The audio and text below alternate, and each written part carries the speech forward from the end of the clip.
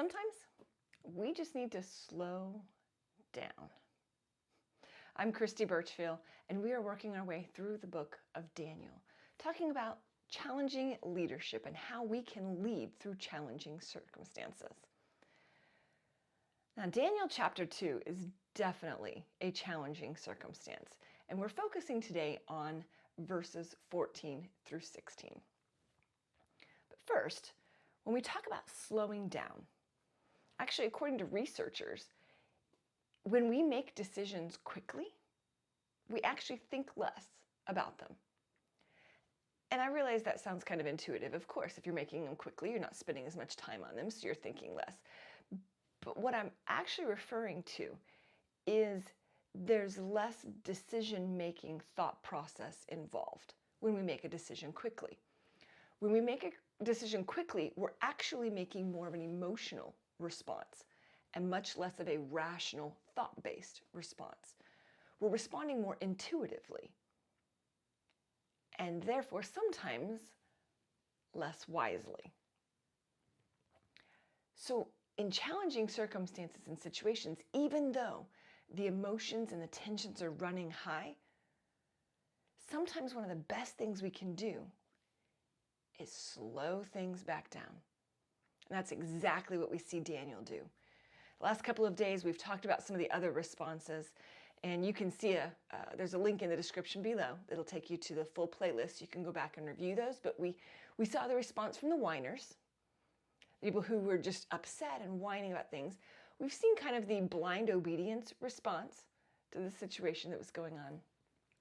And here today, in Daniel chapter 2, verse 16, it says, "At this, Daniel went in to the king and asked for time so that he might interpret the dream for him." Daniel's learning what is going on because he had no idea. Apparently he wasn't part of those conversations, wasn't in when all of this was decided.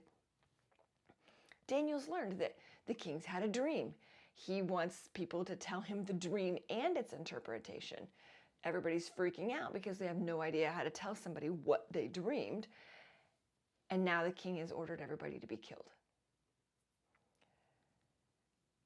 Daniel's request to understand that better allows him the opportunity to take a minute and think through, okay, what we need here is more time.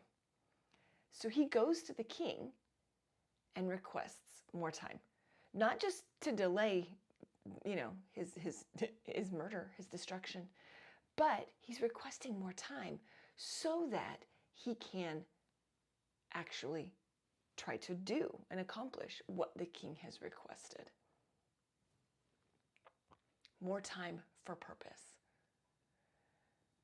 Now, emotional decisions, they may feel a certain way and they're not based on rational choice.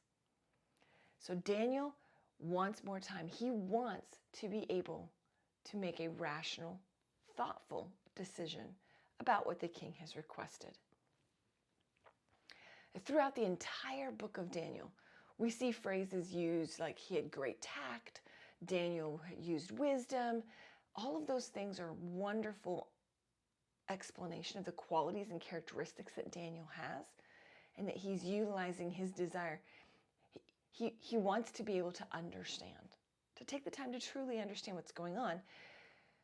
And we'll see exactly how he uses the additional time that he gets in the next chapter, or in the next few days, next verses. But just taking that moment to request more time is a huge step forward and a great way to address an emotional situation with a challenging leader. We need more time so that we can transition into a thoughtful response and not just a reactionary emotional response. When we get into stressful situations, do we calmly request more time to analyze and understand the situation before being forced to move forward with a decision?